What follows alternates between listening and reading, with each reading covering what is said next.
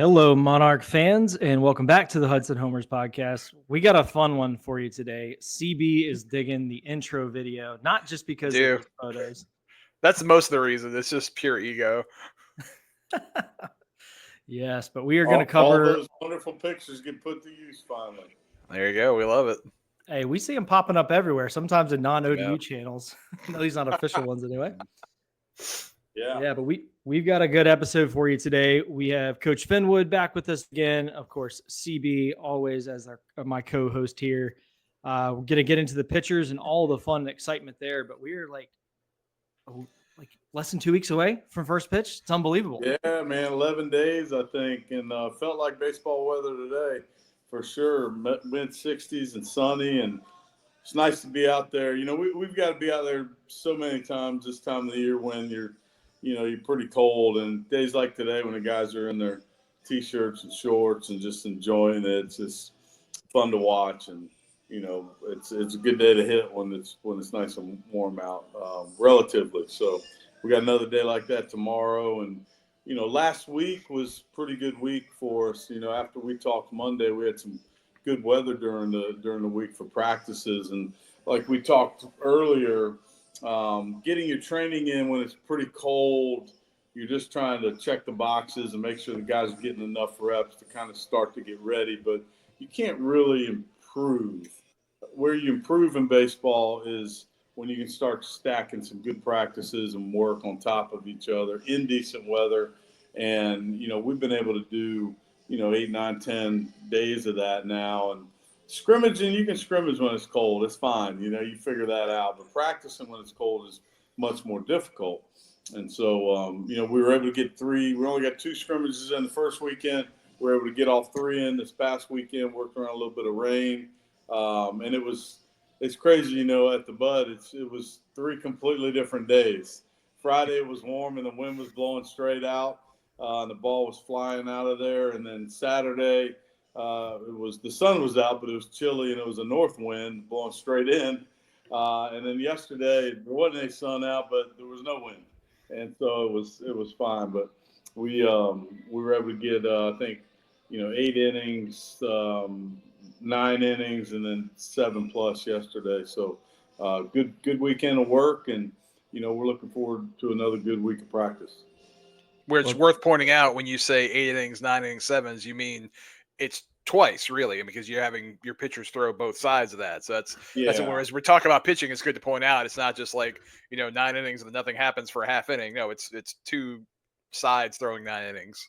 Yeah, and sometimes we scrimmage where we have different groups of hitters and defenders, and so we did that actually Friday and Sunday, and then played 2 kind of traditional teams on Saturday. But you're right, our own guys are throwing every half inning. So it's almost like double the work. Yeah. Well, that's not the only work going on at the Bud, though, because I have seen pictures. I have had it confirmed that the deconstruction has begun of the old grandstands. Yeah, it's they're almost all the way down, man. They ripped the front off of that press box today. That was really gratifying to watch.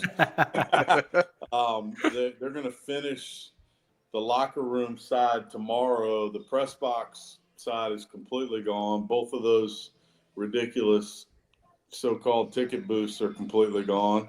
Never quite understood their function since I've been here, but they used those before you were here. Yeah, I don't know why, but they did. Storage units while I was here. And then so they'll probably be done. And then next week the 24th, not next week, we got a couple weeks. They're taking the backstop net and those poles down, and then I think they'll be finished with their demo and they'll start building. So that's going pretty quick. I mean, you're watching those machines go through those brick buildings like butter, man, is incredible. It's as fast as they can just tear those things down and haul it off in dump trucks. So that's got to be a very satisfying job, just to come in and say, all right, you're just ripping this whole thing down. That's a job I think I could do. Yeah, I think it's East Coast Construction is the company, and that's what they do.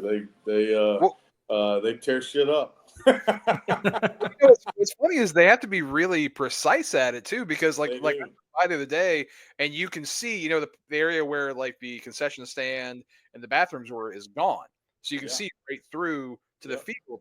But also the pylons that are holding up the stands are still there. Yeah, So they couldn't touch those. Yeah, yeah. So those guys can make those things dance, man.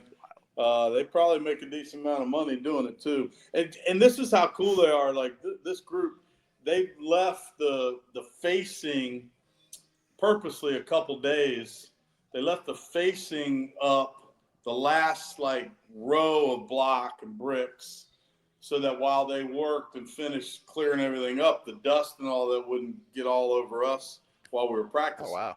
And then they came out the next morning and took that out while we weren't out there. And so they're doing that again tomorrow with the dugout side. So, we really appreciate those guys and how much they're working with us as we try to practice. And I mean, it sounded like today when they were trying to get all the bolts and rivets out of that press box and ripping that thing to shreds, man. I felt like I was having a seizure a couple times because it sounded like the worst day at the dentist's office you could ever imagine. It was just going right into your brain, But it is fun to watch. I guess they're gonna finish ripping that apart tomorrow, and then they're gonna bring in a big boom and just basically lift the rest of it off and take it off of there. So it's pretty cool. I figured that if you just got two guys in front of the press box and pushed it backwards, that it would just fall off the top of the stand. So it was a little more secure than that. It didn't feel that way. I guess so. Yeah. But that thing at the end of the day was just sitting on the stands. It's just a, prefab little modular building basically. But yeah, it's halfway gone now. You can see right through it. So it's been cool to watch. Yeah, it's exciting knowing what that's going to lead to, and like, all right, take a picture tomorrow and then compare it to the picture that you take like a year from now. And it's going to be pretty cool. Yeah, and the little things that, my daughter is an assistant project manager, works for a compo construction company, but just little things when you get to know the project managers and how much detail they have to go into. For instance, we didn't have power for whatever reason, last Thursday or Friday, and I got out there to set some machines up to do some work, and there's no power. And I went and found them, and I was like, man, that can't happen. Like we can't have a baseball practice with no power. And he brought in some temporary power boxes with a bunch of plugs so we could plug right into those. And so, it's just little things like that. You have to work together, and it's probably a little unusual for them, having to work around us, so to speak. We're not in the construction zone, but we're still there every day while they're working. And, they understand. I mean, we got a job to do, just, we all do. So we're going to try to help each other. Yeah, I'm excited to get that project going. I think now that it's real and it's happening, I think there's a lot more excitement building with the fan base, which is perfect timing going into the season. Like you said, 11 days, you're going to be down at Georgia Tech and squaring off against a really good ACC opponent that's going to be looking to figure out the same things that you're figuring out in that first series. But, we want to focus on the pitchers. We have quite a good core returning on the pitching side, just like we did on the offensive side. But love to get your thoughts on some of the returners and kind of how you see them fitting into your approach this season.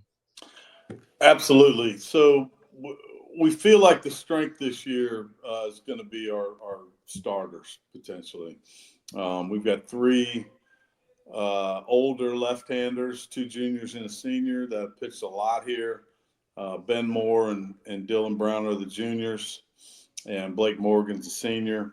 Those kids, they have gone through it. They've been up, they've been down, they've been all around, and they are so much improved. And Dylan and Ben are turning themselves into pretty good prospects. All three of them threw 5 innings this weekend in our scrimmages, felt great, finished strong. I think Ben Moore's last fastball in the 5th was 94. Dylan Brown's was 92. They all held their velocity. Blake was 90-91 in the last inning. So not that velocity is everything, but it's an indicator of, where they're at, just like legs and stamina wise. So we'll probably keep them at 5 another week, and then we'll see where we're at when they open up. But I would assume Ben's going to throw Friday, Dylan's going to throw Saturday, and Blake's going to throw Sunday. That's how we're going to go. So that is a good part, obviously. Those 3 guys are capable of getting you into a game, getting through a lineup multiple times, and giving you a chance to have a chance to win.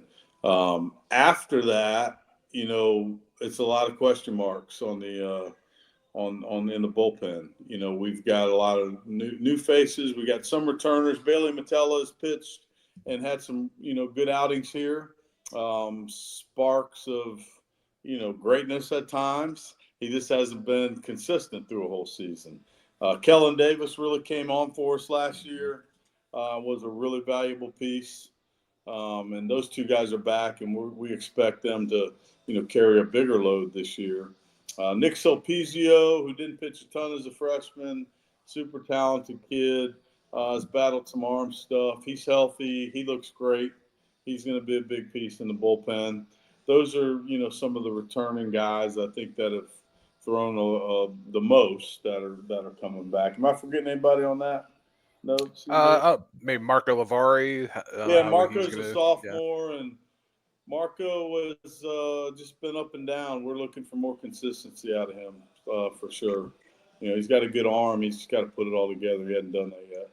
I want to point out I sent Gary a list earlier, and that's you mentioned everybody in the exact order I wrote them down to him.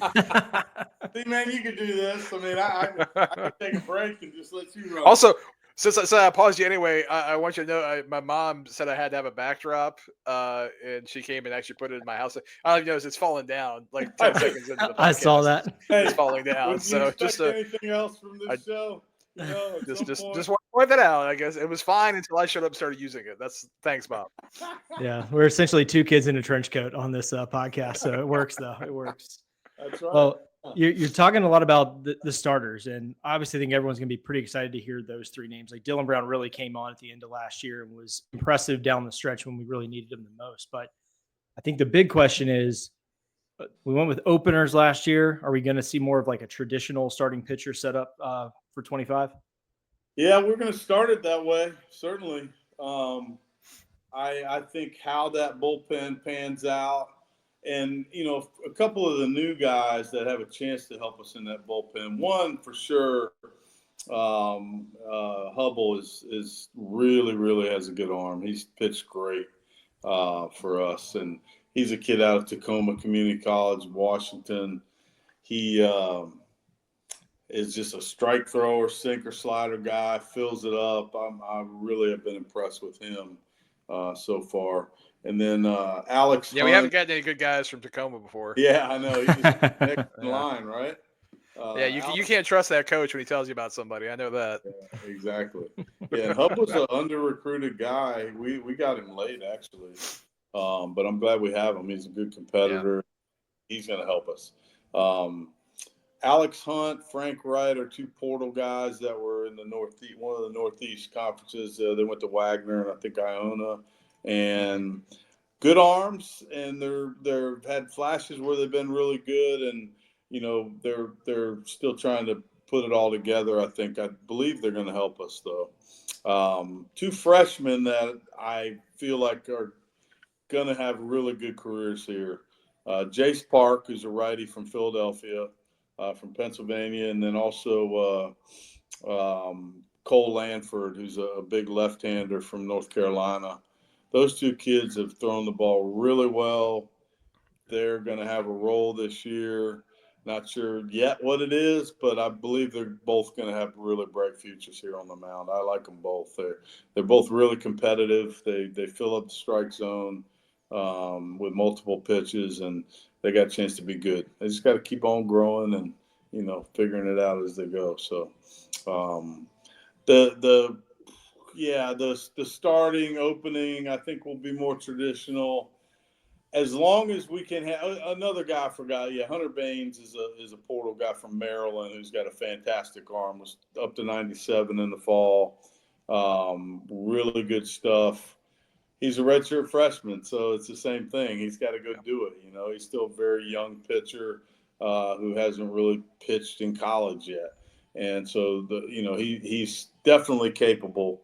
That first month of the season is going to be about trying guys in different spots, trying to figure out who can fill different roles. I always Dylan Tostrup from USC, lefty. Yeah, Dylan Tostrup has been hurt, so okay. He pitched this spring yet. And then another guy that's got a good arm that's been hurt, but I think is trending on the upswing, who can help us, is a junior college righty named Luke Ridley. He's got a really good arm, good breaking ball. He just hasn't been all the way healthy yet, so we're kind of bringing him along slow.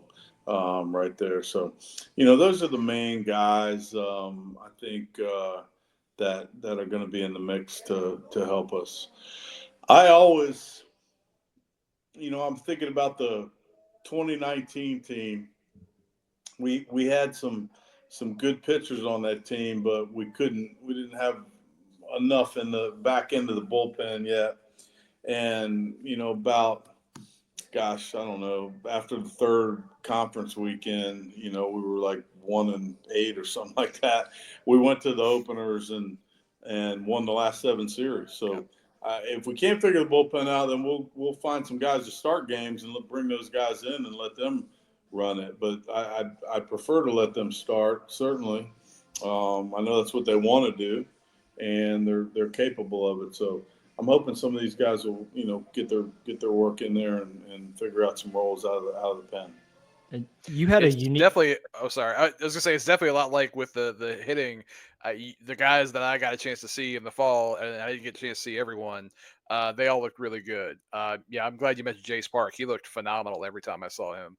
Yeah, Jace is good. He's that guy, man. He's just a really competitive kid that has that it thing going for him.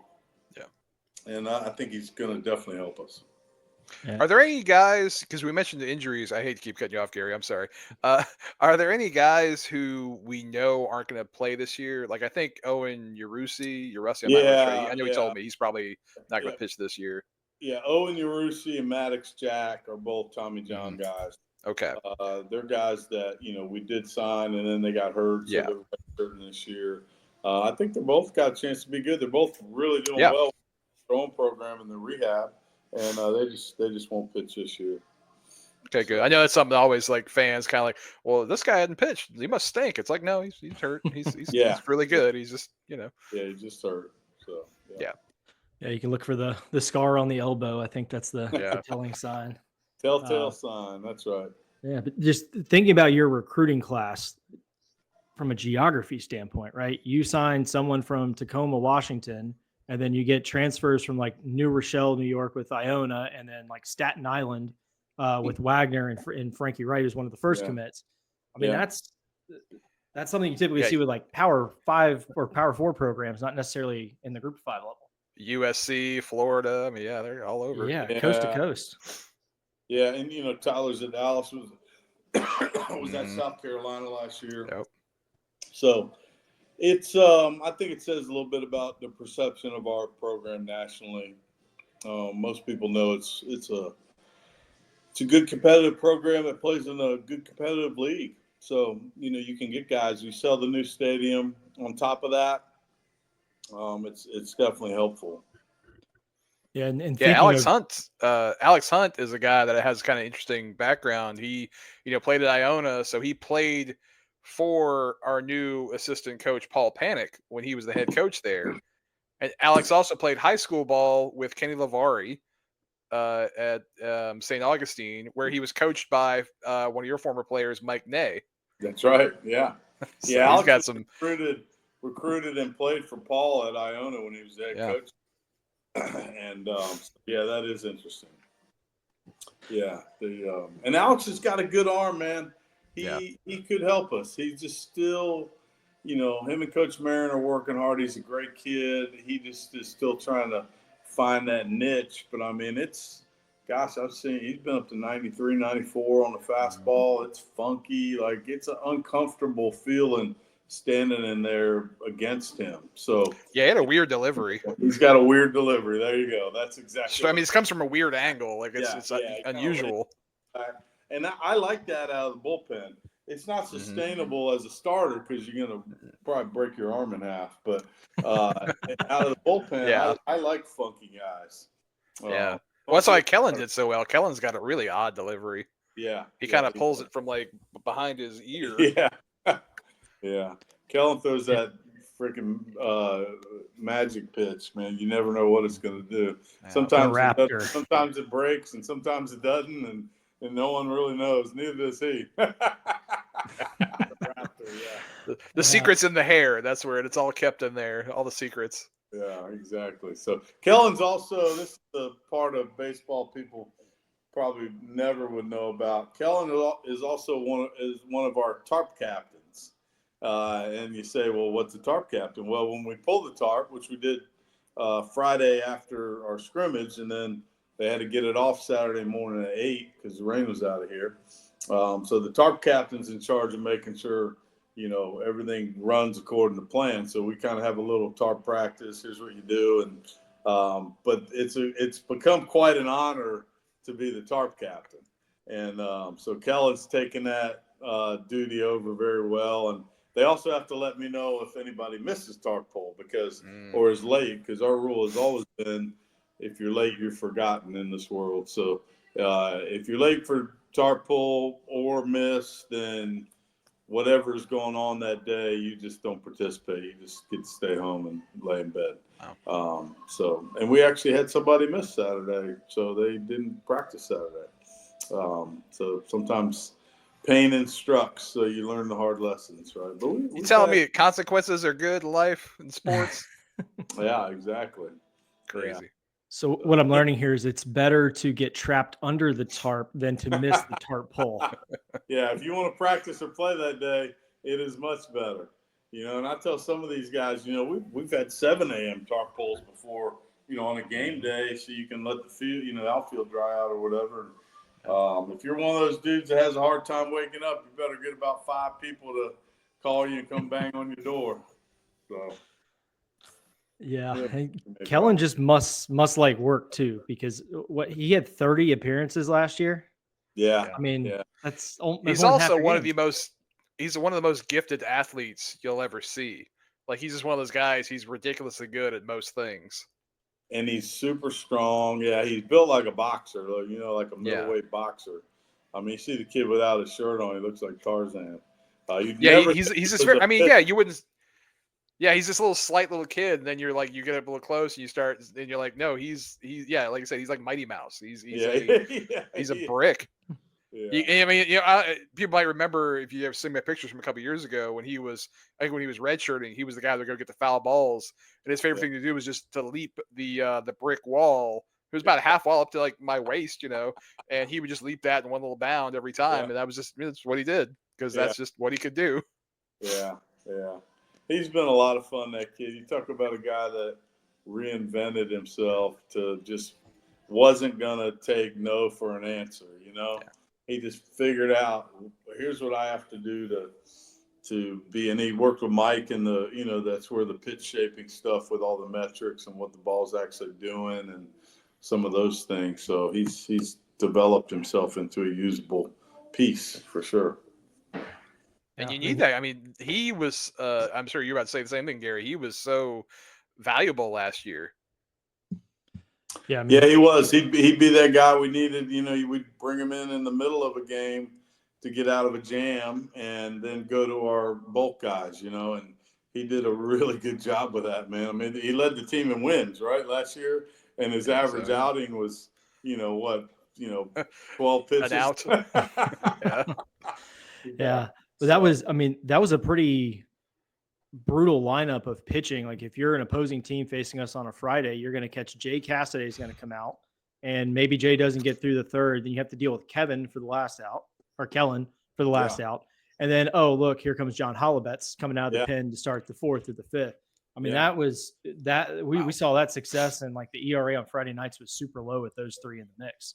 I mean, And it's that little tie-in piece. How do you get from that starter to the guy you want out of the bullpen? Yeah. We tried to use Kellen to, limit saving up and down for John. In other words, if he had to get out of the second or the third, maybe he could, and he was doing really well doing it, right? So if he doesn't do his job, that doesn't work. But he was, and then it saves John an extra up and down, which may get him into or through the ninth if you had to instead of the seventh or something like that. So I think he's going to need to have more of an extended role this year with the way the staff. But he still might be a bridge guy. In other words, your starter gets you 6. He may be able to get you the 7th and maybe the 8th, or at least the 7th, and get you to whoever you think can wrap it up. So I feel like if we're going to be successful this year on the mound, then this team needs those starters to go 6+. Yeah. That's not going to happen opening weekend, but eventually that has to happen, because then you're reducing the games to 3 innings, and you can manage your way through that with some matchups and things like that. And so that's kind of my feeling on where we're at. So it was really good to see those guys all throw 5 and feel good here, at the end of January. So that trends in the right direction. Who do you think, right? Because I'm sure you don't know, and as we talked about last week, everything changes, a month from now. If you were looking at someone like, okay, I need somebody to come out in, 8th, 9th inning, finish out a win this for my most important, this Friday, whatever side, whichever day you decide this is the day we got to win. Yeah. Who do you think would be the guy at the end of the bullpen right now? I would say Nick Sulpizio has the best stuff. He does. Yeah. Good athlete. He holds runners. He fields bunts. He can do all the other things that are necessary to be in that position. The velo's ticked up. The breaking ball's way better. So he could do it. He just got to stay healthy. And I think he's not one of those guys that you're going to throw an inning on Friday and bring him back on Sunday. Those guys are a dying breed anymore. And, yeah, honestly. Because usually that second time they come back, they stink. But so we've had more success with extending, those guys out, 2-3 innings and just throw them once a weekend and get them all in the same outing. So I like that plan. I think if you could have a starter go 6 and a reliever go 3 and do that 3 times a weekend, use 6 pitchers, that'd be ideal. That would be fantastic. And you wouldn't need as many guys then, would you? But then Tuesday can be whatever it is. Tuesday's a bullpen day anyway. So, yeah. I think that this team would have a chance to do that, but those guys at the front end got to do their part first. Yeah. Yeah, and just thinking of the strategy, right? You're playing some teams you don't typically play. I mean, I'm sure you have your back channels to get information and scouting reports and things like that. We'll have some of your other staff on next week to chat a little bit more in depth about that. But just in general, like, how much weight are you putting into those scouting reports of other teams, or is it much more of, this is our process, this is what our approach is going to be? Like, how is that balance out? Well, nowadays you have so much video with the Aware system and all the games that are on ESPN Plus and everything else. And we've got the TrackMan info, we've got the Synergy video, the Aware video. We've got the days where you call and just get a scouting report are over. We'll get them from the video basically. So it'll be our own scouting report based on the video. And you may call a buddy if they've played him and say, hey, what's this kid like? What can he hit? That kind of thing too. But the numbers, there's so much more information now. I mean, if you can't hit a breaking ball, there ain't no secret. It's going to be right there in black and white. Yeah. Very obvious. And so that you can't run from your weaknesses anymore in college baseball. Like, they're glaring. And so you have to, work through that. But we need to be aware, this pitcher throws this pitch in these situations and these counts, things like that. That's an important part of the scouting report for the offense. But at the end of the day, you still got to swing at strikes. I think sometimes we can overcook the worrying about what they do. If we can throw enough strikes and catch the ball, play catch on defense, make routine plays, and get the ball and play on offense. You hope a few of them fall in, and that's how you win. Yeah, you definitely see some guys where they get too geared toward like, well, this is going to happen with this count, this is going to happen with this pitch, and I'm going to look for this. And it's like, well, the guy just struck you out looking like 3 times this game because you were too busy thinking about stuff. And, at a certain point, see the ball, hit the ball. And yeah, all the info is good, but if you're not the guy who's made for it, you got to figure out how, you always got to figure out how it works for you, I think. No question. And here's a good example. So Tanner Shadle, who's a really talented freshman hitter for us, he's going to be fantastic. They were talking about Kellen, and Kellen throws a lot of that breaking ball. And so we were just basically looking for breaking balls. Everybody was. We were just sitting on it. And Tanner hit a double on a fastball. And he came in the dugout, and Hayes was talking to him. He said, what were you looking for? And he said, I was sitting on the breaking ball. His fastball is not good enough that you can't still hit it. And he said, I hit the fastball, but I was sitting on the breaking ball. And that's what good hitters do. Like, it doesn't have to be exactly what you were looking for. And I think sometimes people think it does. And you can paralyze yourself with, Yogi Berra said it best, right? You can't think and hit. So you got to see it and hit it. And so sometimes, I think sometimes guys need to get back to that. You can have too much information too.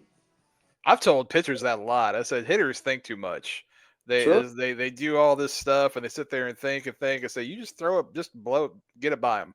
The reality is just get it, just throw it, be aggressive, throw strikes, trust your defense.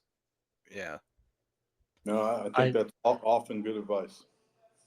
I heard a really good story a couple of weeks ago. It was about Greg Maddux, and he was talking about in his time with pitching, they were playing the Astros, which is why I was paying attention to it. But he was facing Jeff Bagwell in Bagwell's prime. I mean, Duke could hit anything out of the park, but loved a breaking ball.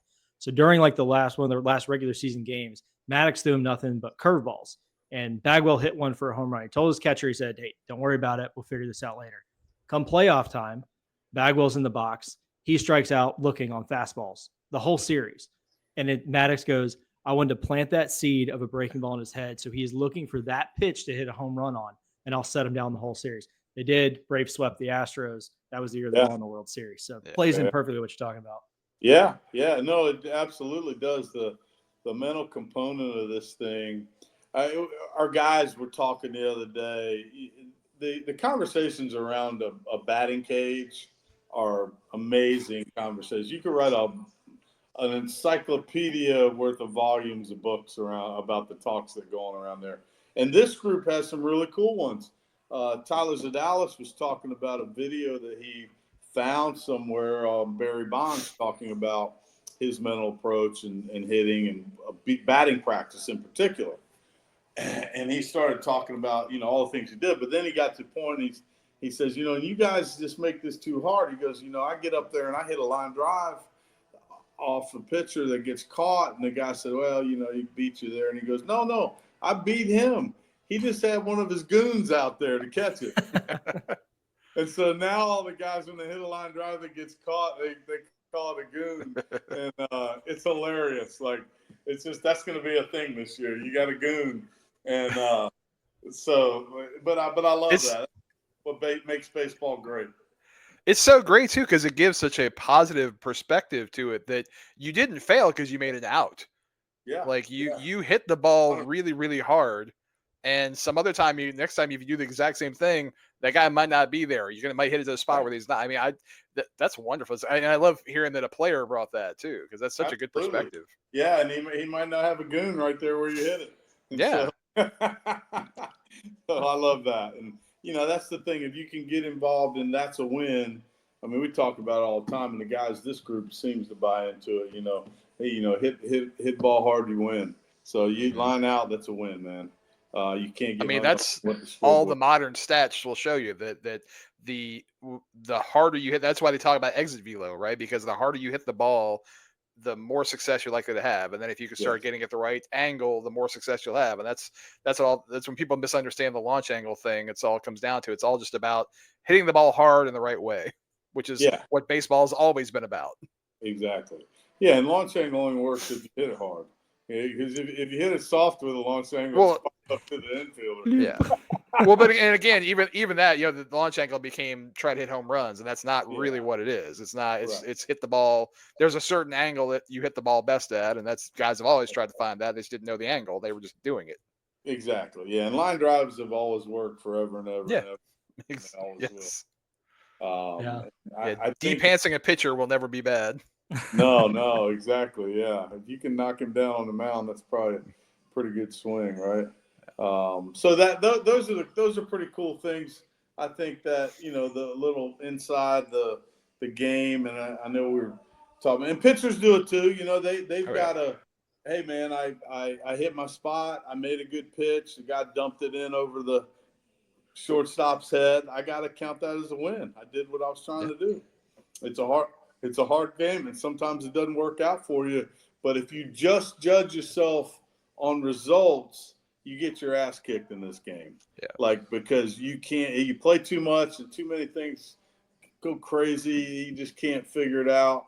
You hit 4 bullets into the shift, and then you hit a 50 hopper right through where the second baseman should be playing. Yeah. Right, with 2 outs and 2 guys on and 2 runs score, and you hit it about 65 miles an hour, and it just sneaks through there. And so it's just the game, and you just got to play the odds and try to just put good approaches together, both at the plate and on the mound, of what you're trying to do as many times as possible.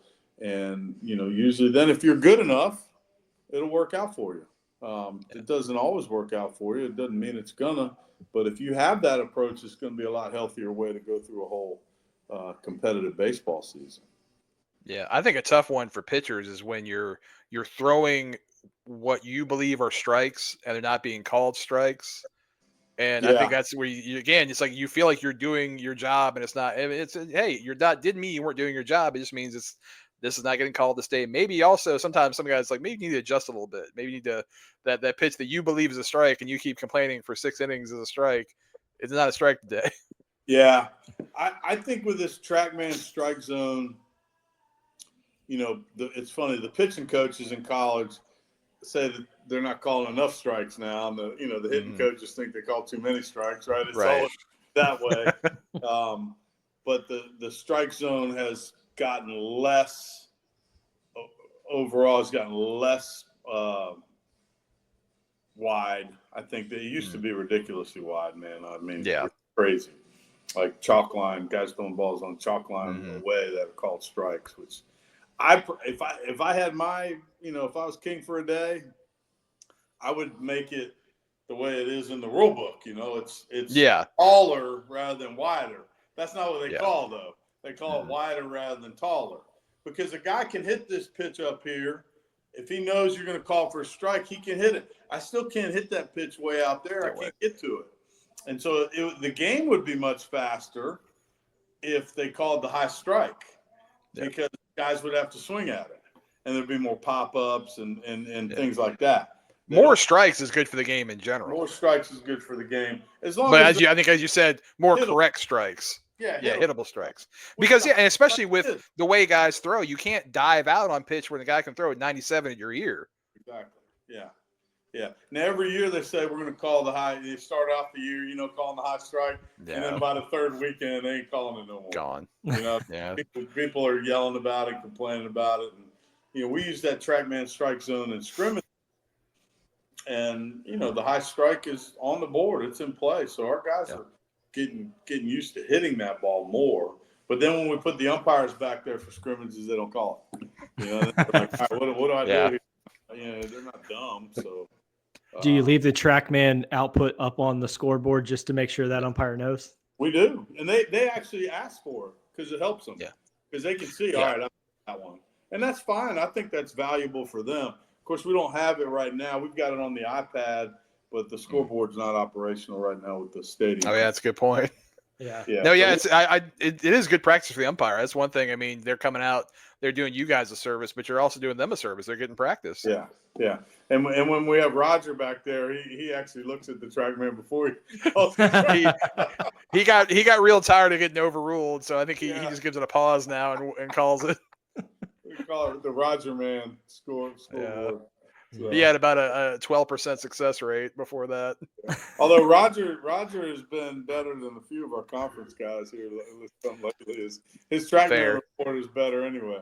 The Silver Fox. Yeah, that's what the Silver Fox. CB remembers him from last year. I forgot what series my friend it still was. calls him the pizza toucher because one time we were at Kogan's and he came really close to touching the pizza. So he's like, "You seen Pizza Toucher lately?" I was like, "Yeah, he's out there."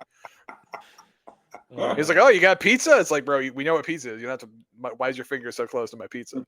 I love it. Well, we got Super Bowl week coming up. Yeah. The last, Sunday's always fun because we get our scrimmage in and get the guys out to go watch the Super Bowl. So, what are you guys doing for the Super Bowl? Hey, Mom and Dad's house, hanging out, rooting for the Chiefs. Can't abide. I know y'all have half the team is probably Eagles fans. I can't abide it. Terrible, disgusting. Worst part of getting guys from New Jersey is they root for the Eagles. Yeah, they do. They do. That's for sure. Yeah, I'm heading down to Norfolk on Friday and catching a direct flight to Vegas, and we'll be out there for the weekend and flying back on Monday. So should be a good time. Yeah, that'll be fun. That'll be fun. I think, of course, my dad grew up in Philly, so I'm a closet Eagles fan. They're not my favorite team, but I root for them. But I think that it's just hard to bet against Mahomes. Yep. The guy's a magician, man. Like he just he's unbelievable. Like, and this wasn't their best probably team out of the three that have gone to the Super Bowl, and they got one loss. This is their fifth time the Super Bowl with him. Yeah. It's incredible. Yeah. It's incredible. One of the guys, one of the radio guys was they were talking about the rivals that he has playing, and the guy was like, he doesn't have rivals that still play. His rivals are like Tom Brady, Michael Jordan. Like his rivals are like all-time greatness. And I'm like, he's 29. I know. Crazy. Yeah, it's fabulous. It's unbelievable. So, I just think the Chiefs are going to win. I'll probably root for the Eagles, but I think the Chiefs. What is your football team fan? I know you're a Dodgers guy for baseball. I'm a Colts fan. Oh, yeah, I knew that. I did know that. I'm not. I'm not a termite because I'm actually admitting to being a Colts fan. Yeah, gonna be a minute before you're worried about any playoffs. That's all right. Well, there you go. The Jaguars. Yeah. Let me tell you how old this is. This is a Blake Bortles Cup from when I had season tickets and living down there. So, Blake Bortles, the best jokes from the Good Place. Yeah. Ever since Luck retired, we've been on a sabbatical from the playoffs. Yeah. So. I'm a Washington fan, so we finally got it right. We had to get rid of the owner to get it right, and working out pretty great. We might have the next Patrick Mahomes. You might. That's right. Yeah, he looks good. A guy like that, he looks really good. They had a great season, that's for sure. So, but and the stadium stuff, we'll try to keep everybody updated each week on what's going on with that, and I'm sure there's a bunch of pictures floating around the internet and things like that. People are taking. I was out there earlier today before practice, and I saw a drone like right over the pitcher's mound, like 20 feet high, and I was like, "Oh, that's kind of cool." So I don't know if somebody's doing like a school project, maybe where they're taking pictures, or CB got a new toy, or like that. That would be the first place I would take it, to be sure. Oh yeah. Oh.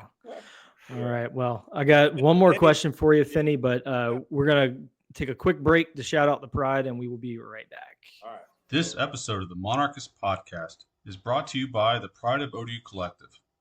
Their mission is to elevate the experience of student athletes through name, image, and likeness, while also elevating the fan experience. If you or your business are interested in getting involved, you can reach out to us directly or go over to theprideofodu.com. That is theprideofodu.com. Thank you for listening, and go Monarchs.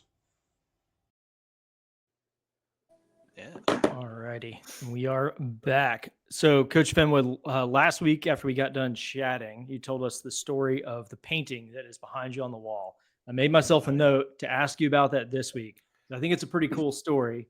And for those of you listening on like Spotify or iTunes, hop over to YouTube, fast forward and find us, and you'll be able to see what we're talking hop about. over to YouTube, watch it all again. And then when you get to this part, just continue on. More views, more better.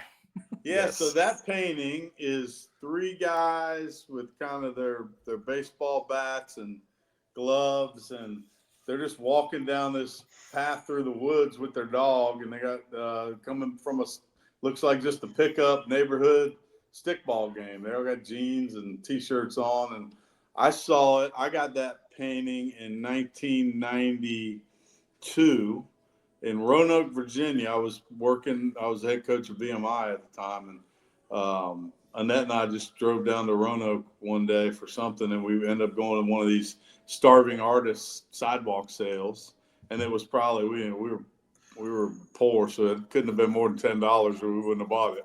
And it was on canvas, it's oil, and it's just one of those things that has survived all the moves and everywhere, everywhere it's just found its way with me. So it's kind of my guy. I keep up wherever I'm at.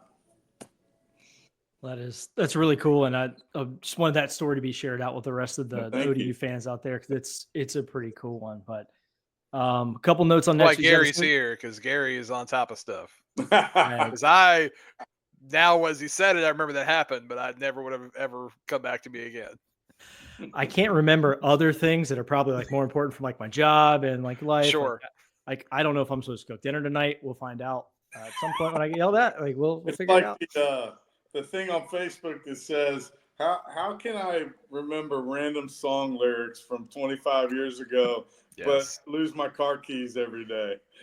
Man, I watched Wayne's World last month. I didn't realize Wayne's World is one of my all-time favorite movies, and I know every word. I did not know that about myself, and I was like, this is one of my all-time. This movie's hilarious and amazing, and I know basically every word. I think Wayne's World is one of the best comedies ever made. I did not remember that about myself. I agree with that. It's fantastic. Yeah, and I know nothing about all kinds of things, but I know every line of Wayne's World. Hey, another great baseball movie that I just watched. Did we talk about this last week? You Gotta Believe. I don't think so. I don't know if you did or not. No. Luke Wilson in it. Okay. Owen Wilson's brother. He's great in it. It's about a little league team, and it's a true story. And the guy gets cancer and all this, but this little league team ends up going to the Little League World Series, and it's a really good movie if anybody likes, a heartwarming baseball movie. I think it's on Netflix. I'm pretty sure, but yeah, I like Luke Wilson. I'm a big Luke Wilson fan. So I like Luke Wilson too. Yeah, he was great in Old School. Yeah, Old School. I mean, Royal Tenenbaums are one of my all-time favorite movies, and Richie and that. I mean, the Wilson brothers are all good. So I just rewatched Old School like a month ago, and it had been a couple years since I've seen it, and I was able to think of every single line and every funny part, and I was like, and I say some of those things like once a week, and I forgot what movie they came from. That's funny. Oh yeah, There you go. Gary, you're going to mention things for next week, I think, before I cut you off. Sorry. Yeah. So we'll have a couple more members of the ODU baseball staff joining us next week to kind of do some more in-depth look at like pitching and strategy and things like that, and just generally want to get to know them.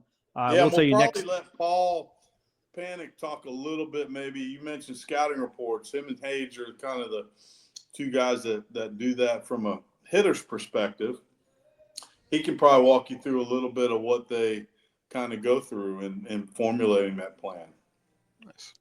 Yeah, I think that'd be a great peek behind the curtain. So I'm excited about that personally. Yeah, Paul's in a good mood right now because our two junior college guys, he signed Owen Wabash and Will Johnson from I don't know, somewhere Cloud or somewhere out in Oklahoma. He Northeast Oklahoma. They both hit homers in their opening games this weekend. So nice. Saw that. Yeah, he was fired up about that. So there you go, Paul. We see you, Paul. That's why you're here, man. We love you. Right. Yeah. Yeah. He made sure he sent me the video of both of those. That's great. I said, well, there's no bonuses involved in this. So they got to come. Yes, but next week's episode will actually come out on Wednesday instead of Tuesday. 1 day delay. That is totally my fault because I will be on a plane Monday and probably not in the best shape to record a podcast when I get back. Like, I have a voice. If I'm conscious, I don't know. But we'll record Tuesday evening and have that out for you on Wednesday. And we'll also be talking about the first series of the year. We'll be previewing Georgia Tech in that episode, which is a couple of days away at that point. Yeah. See it high and let them fly. So it'll be fun. Look forward to it. And thank you, guys. Yeah, thank you, Finny. Appreciate it. Go Monarch. Yes, thank you. Go Monarchs. Go Monarchs.